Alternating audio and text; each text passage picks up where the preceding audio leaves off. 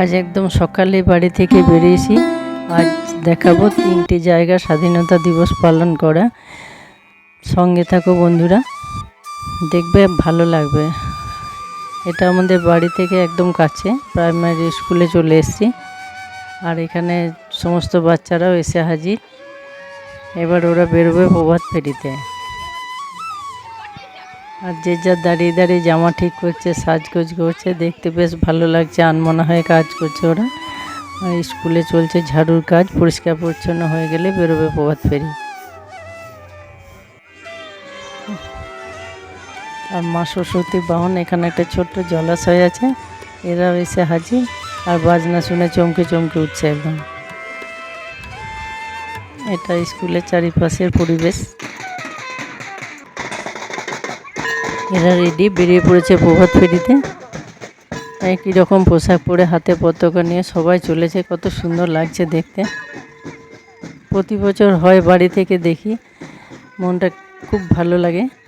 এখন এভাবে পালন করা হয় প্রতিটি জায়গায়, কিন্তু এভাবে কাছে এসে এদের মাঝে এভাবে দেখা হয় না কোনো দিন।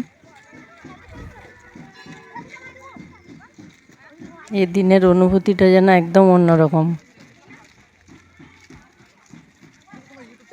পুরো গ্রাম একদম ঘুরে আসবে, গাছের নিচে নিচে চললে কত সুন্দর লাগছে। আর এটা হচ্ছে স্কুলের মাস্টারমশাই অপেক্ষা করছে ওদের আসার জন্য। পুরো ঘুরে ওরা এসে পড়েছে আবার স্কুলে।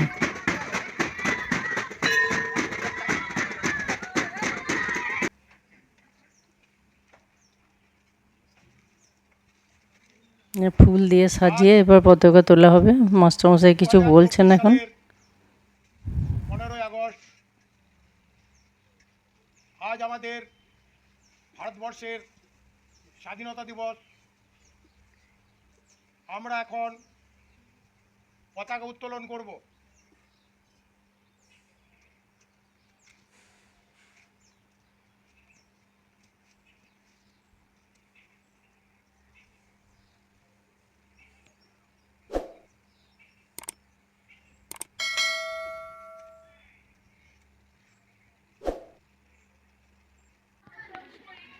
পতাকা তোলা হয়ে গেল, সবাই প্রণাম করে আবার কিছু বক্তব্য রাখবেন মাস্টারমশাই।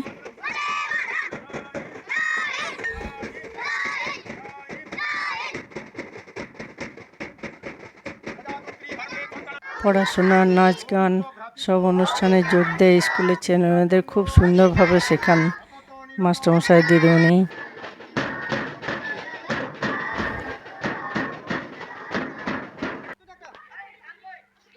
সব অনুষ্ঠানের শেষে সবার হাতে লাড্ডু, সবাই খুশি খুশি হয়ে ফিরছে। আর আমি ঢুকলাম আমার ক্লাসরুমে, দেখছি কত সুন্দরভাবে সাজানো গোছানো ক্লাসরুমটা। মা সরস্বতীর ছবি, নেতাজি সুভাষচন্দ্রের ছবি, আর এই যে জগদীশচন্দ্র বোস। এই জগদীশচন্দ্র বোস হচ্ছে আমাদের জ্যাঠামশাই। ইনি ছিলেন বিপ্লবী। এই লাড্ডু হাতে পেলাম অনেক দিন পরের অনুভূতিটাই আলাদা। আর এই দুটো হচ্ছে আমার দেওরের বাচ্চা, যেটি ছবি তুলবে করে দাঁড়িয়েছে। সবাই স্কুল থেকে আসছে, খুব খুশি ওরা। এবার দেখাবো ওই যে জগদীশচন্দ্র ঘোষের বাড়ি এটা। এখানে ভাইপো, বউ এরা পালন করে প্রতিদিন, প্রতি বছর এই অনুষ্ঠানটা পালন করে। দেখো কি সুন্দর সাজগোজভাবে। এ আমার যাওয়া হয়, কিন্তু ছোট বোনের মতো। ছেলে এখন বাইরে আছে, তাই খুব মন খারাপ সঙ্গে নিয়ে সব জোগাড় জানতো করছে। আর এখানে ফুল দিয়ে পতাকাটা তোলা হয়েছে উপরে, কিছুতেই ফুলটা পড়তে চাইছে না। চারিপাশে যা ঝুট ঝামেলা অশান্তি লেগে আছে, মনে হয় যেন ভারত মাতা ফুল নিতে চাইছে না। তাই লাঠি দিয়ে খুঁচিয়ে আমরা জোর করে ফুল দিয়ে প্রণাম করবো, ছাড়বো না। এই স্বাধীনতার জন্য কত লড়াই করেছে, কত কষ্ট করেছে, কিন্তু চারিদিকে এত অশান্তি, ঝুট ঝামেলা, মারামারি, কাটাকাটি, খুনোখুনি চলছে যে সবারই মন খারাপ। পতাকা উপরে তুলে সবাই মিলে ফুল দিয়ে প্রণাম করা হচ্ছে।